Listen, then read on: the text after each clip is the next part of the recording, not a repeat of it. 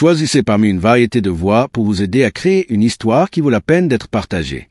Alors, plongeons au cœur de ces réalités. Le premier point, et peut-être le plus surprenant, est l'impact silencieux de la solitude sur votre santé physique. On l'oublie souvent, mais la solitude chronique peut être aussi nocive pour le corps que fumer 15 cigarettes par jour ou souffrir d'obésité. Ce n'est pas qu'une émotion, c'est un véritable facteur de stress physiologique. Quand on se sent seul de manière persistante, notre corps peut rester en état d'alerte, libérant des substances qui favorisent l'inflammation. Et cette inflammation chronique peut malheureusement contribuer à des problèmes sérieux comme les maladies cardiaques, l'hypertension artérielle et même un affaiblissement de notre système immunitaire, nous rendant plus vulnérables aux maladies.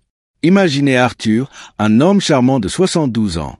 Après le décès de son épouse, son quotidien a basculé.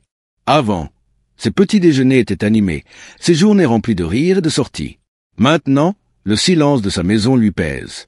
Progressivement, il a remarqué une baisse d'énergie, attrapait plus facilement les rhumes et souffrait de douleurs persistantes que les médecins ne parvenaient pas vraiment à expliquer. Arthur ne réalisait pas que cette solitude insidieuse exerçait une pression réelle sur son corps, une sonnette d'alarme silencieuse pour son cœur et son système de défense. Mais la solitude ne touche pas seulement le corps. Elle a aussi un effet notable sur notre esprit. Le deuxième point, c'est l'accélération du déclin cognitif. Des études montrent un lien significatif entre l'isolement social et un risque accru de déclin cognitif, y compris des maladies comme la démence ou Alzheimer. Participer à des activités sociales, échanger, converser de manière significative, tout cela maintient notre cerveau actif et stimulé. Quand ces interactions s'amenuisent, notre cerveau manque d'un exercice vital.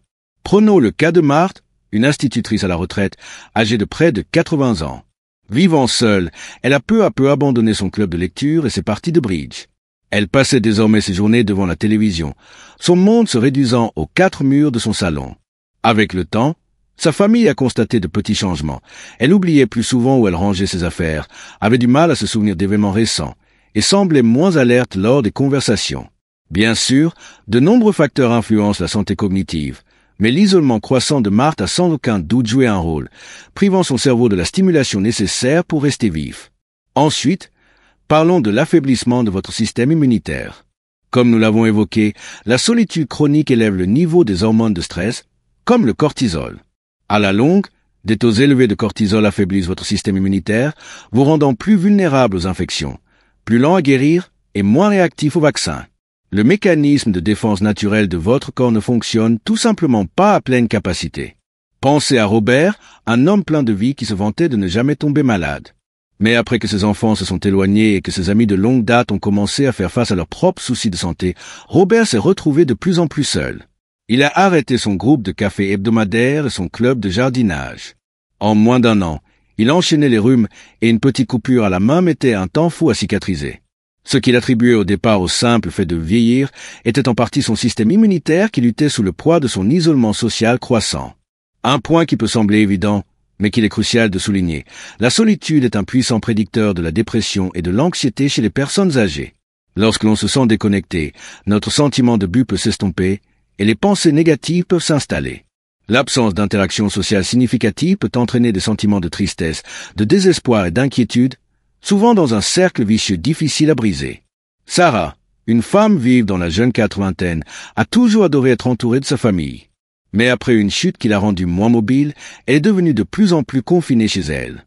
Ses amis avaient plus de mal à lui rendre visite et ses activités habituelles ont cessé. Sarah a commencé à ressentir une profonde tristesse qu'elle n'avait jamais connue auparavant. Elle a perdu tout intérêt pour des loisirs qu'elle aimait jadis et trouvait parfois difficile de sortir du lit le matin. Sa famille a finalement compris que ses limitations physiques avaient conduit à un isolement social profond, déclenchant une grave crise de dépression qui a nécessité un soutien professionnel.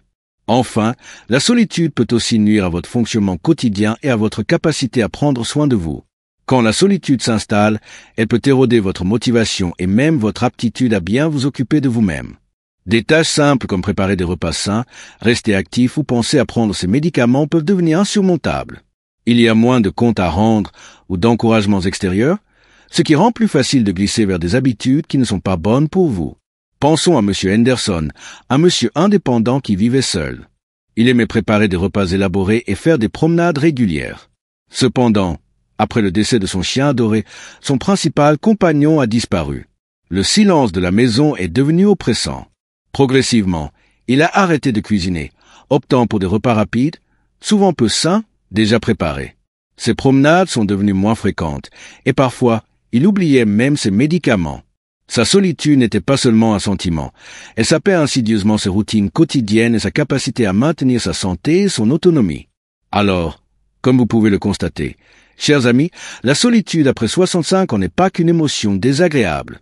C'est une préoccupation de santé profonde avec des conséquences tangibles et de grande portée sur votre bien-être physique et mental.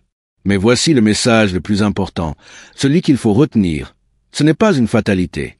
Comprendre ces dangers est le premier pas pour agir de manière proactive afin de tisser ou de renouer des liens. Que ce soit en contactant un vieil ami, en rejoignant un nouveau club, en faisant du bénévolat ou simplement en ayant une conversation significative avec un voisin.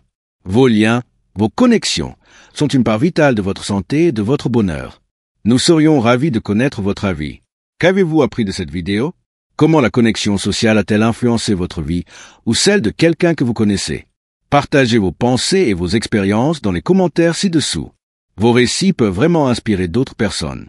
Si cette vidéo vous a touché, n'hésitez pas à nous donner un j'aime, à vous abonner à notre chaîne pour plus de conseils sur le bien vieillir et à la partager avec toute personne qui, selon vous, a besoin d'entendre ce message important. Merci de nous avoir écoutés et n'oubliez jamais, le lien est essentiel.